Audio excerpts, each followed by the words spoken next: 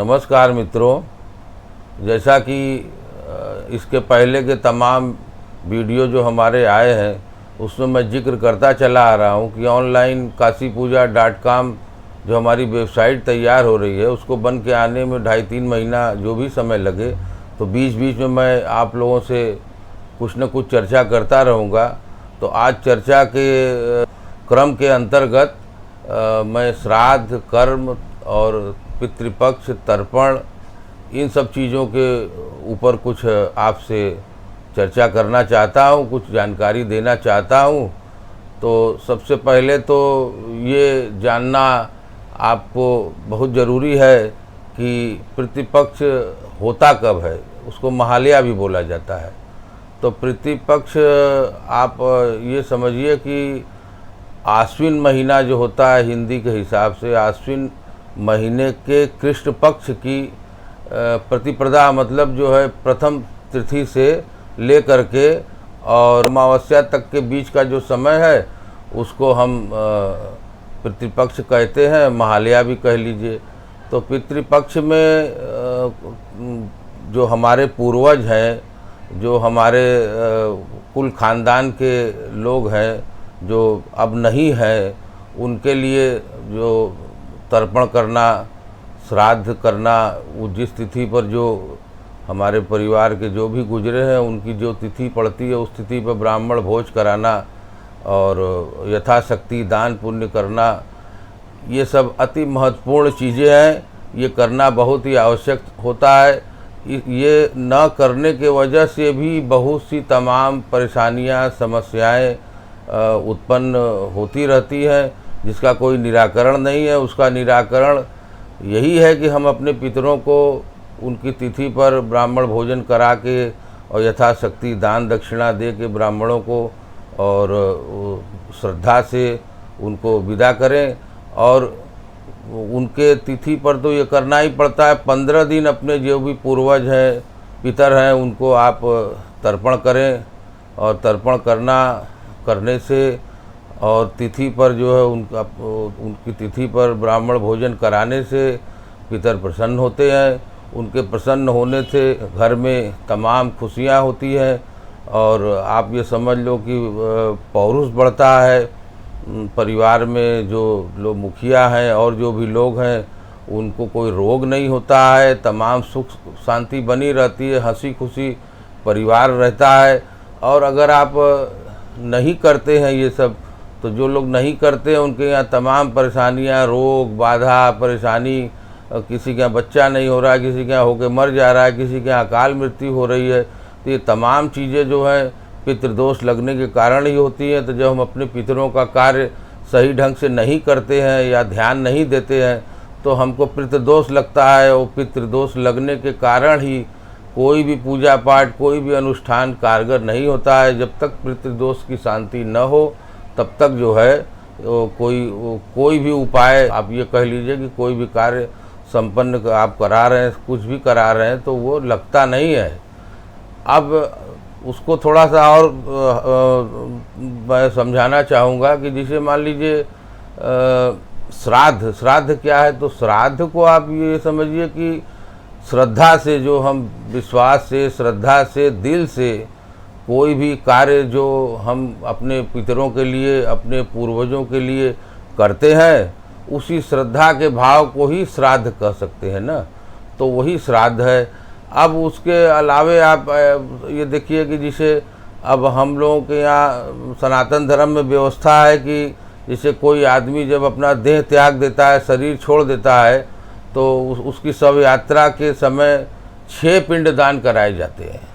तो 6 पिंडदान जो कराए जाते हैं उसका उद्देश्य ये होता है कि मतलब जैसे कि जो पृथ्वी पर कोई भूत प्रेत पिशाच वो प्रसन्न रहें, कोई बात ना हो, रास्ते में कोई बाधा उत्पन्न न हो, उसके लिए 6 पिंडदान करते हैं लोग। उसके बाद आप लोग भी जानते ही होंगे कि वो 10 दिन तक 10 पिंड जो किया जाता है, जिसको 10वें दिन को 10वां भी बोलते हैं। तो वो 10 पिंड करने के कारण जो है वो जीव आत्मा है, वो 10वें दिन सूक्ष्म देह धारण करती है, छोटा देह धारण करती है, जो कि वही आगे यात्रा यमदूतों के साथ उसी को यात्रा करना होता है। तो अब यात्रा के दौरान भी जीव आत्मा को भूख प्यास से वो न तड़पे और दुख न हो, उसी के लिए षोडशी पिंड भी कराते हैं। तो षोडशी पिंड के द्वारा उसको रास्ते में अन्न जल उस जीवात्मा को मिलता है। अब वो सब चीज़ें न होने के कारण वो बहुत दुखी होते हैं, क्रोधित होते हैं, भीषण श्राप देते हैं। तो भीषण श्राप देने की वजह से सुख समृद्धि शांति सब जो है वो सब खत्म हो जाती है उस परिवार की। और जो लोग इस नियम से और इस कर्म से, इस व्यवस्था से सब कुछ करते हैं, उनके यहाँ खुशहाली होती है, उनके यहाँ व्यापार में वृद्धि होती है, तमाम चीज़ें होती है। तो ये सब जो जैसा कि हमने आपको बताया भी था कि हमारे यहाँ ऑनलाइन kaasipuja.com जो वेबसाइट बन रहा है, उसके द्वारा हम लोग पितरों के लिए भी श्राद्ध तर्पण है और दुनिया भर की व्यवस्था हमारे यहाँ है। तो अगर उस तरह की भी कोई बात कभी हो, कोई कराना चाहे, तो हमारे यहाँ वो व्यवस्था है। और हम जो है उसको ऑनलाइन भी लाइव उसको देख सकते हैं और आप जो है उसको ऑनलाइन भी देख सकते हैं। हमारे यहाँ वो सारी व्यवस्थाएं हैं। अब उसके बाद आप ये समझिए कि जब वो जीव आत्मा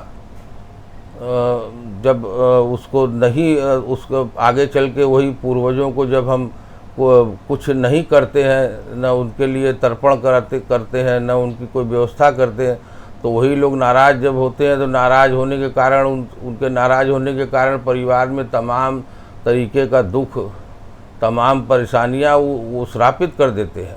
और जब हम उनके लिए निमित्त कार्य करते हैं तो वही प्रसन्न होते हैं। उनके प्रसन्न होने से परिवार में वृद्धि होती है, व्यापार में वृद्धि होती है, हमारे परिवार में बरकत होती है, दिन दूना रात चौगुना विकास होता है। तो अब जैसे आप ये समझिए कि अब एक जानकारी और भी आपको देना आवश्यक है कि जैसे अब बहुत से लोग हैं वो अपने पूर्वजों का गया श्राद्ध कर चुके होते हैं। तो अब वो गया श्राद्ध कर चुके होते हैं, तो अब उनको तो ये होता है हमने गया कर दिया, पितरों को बैठा दिया, स्थान दिला दिया, तो अब हमको कोई वो नहीं करना है, पितर पक्ष वगैरह में वो नहीं करना चाहते या वो नहीं जानते। तो उनकी जानकारी के लिए बताना बहुत ज़रूरी है कि गया पिंड बैठाने के बाद भी पितर पक्ष पर आप अपने पितरों को तर्पण कर सकते हैं और उनकी तिथि पर श्राद्ध कर सकते हैं। ये बहुत ही ज़रूरी है। ऐसा नहीं है कि आपने गया बैठा दिया है और उसके बाद आप ये मतलब तर्पण न करें और उनकी तिथि पर ब्राह्मण भोजन न करावें, उनके नाम का दान न करें। ऐसा कुछ नहीं है। आप कर सकते हैं और करना चाहिए। उससे सुख समृद्धि ही बढ़ती है, परिवार ही फलता फूलता है। तो इन सब चीज़ों के विषय में हमारे यहाँ ऑनलाइन सब व्यवस्था है। अगर किसी को कुछ कराना हो अपने पितरों के लिए तो या श्राद्ध कर्म या कुछ भी, तो वो हमारे यहाँ ऑनलाइन kaasipuja.com के नाम से वो वेबसाइट जो बनी है उस पर संपर्क कर सकता है। मोबाइल नंबर भी उसमें है और उससे जो है ईमेल आईडी भी हमारा है और उसको आप उसके द्वारा आप संपर्क कर सकते हैं। हमारे यहाँ वो भी व्यवस्था है। इन्हीं सब चीज़ों की जानकारी बीच बीच में और भी हम आपको देते रहेंगे। आपसे संपर्क इसी तरह बनाए रहेंगे, जुड़े रहेंगे। महादेव।